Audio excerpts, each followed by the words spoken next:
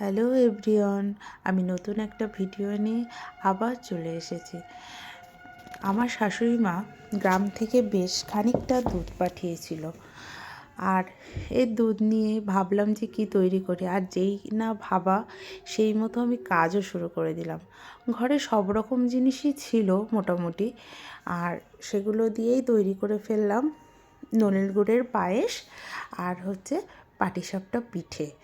তা পাটিসাপটা পিঠের জন্য আমি সব কিছু তো তৈরি করে নিয়েছিলাম, আর তবে আমি খুব একটা দক্ষ কারিগর নই, তবুও বানানোর চেষ্টা করলাম। কারণ আমরা বাঙালি, আমাদের শীত মানেই পিঠে পুলি এগুলো তো হবেই।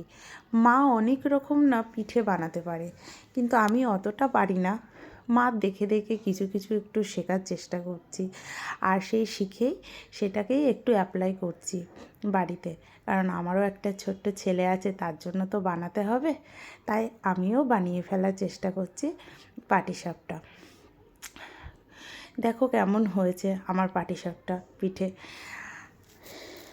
তবে খেতে বেশ সুন্দরই হয়েছিল, কারণ প্রথম হলো তৈরি করলো, বেশ খেতে দারুণই হয়েছিল।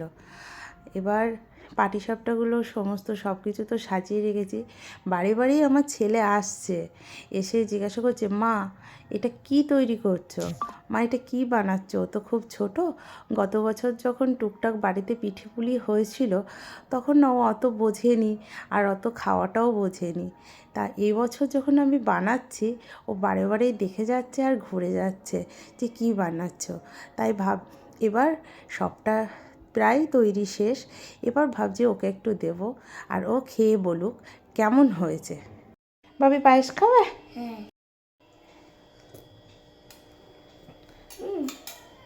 পড়ে গেল? কেমন লাগছে বাবা খেতে? ভালো হয়েছে? তাই? মজার হয়েছে? তাহলে সবাইকে বাই করো। বাই। এদিকে তাকিয়ে করো। বাই।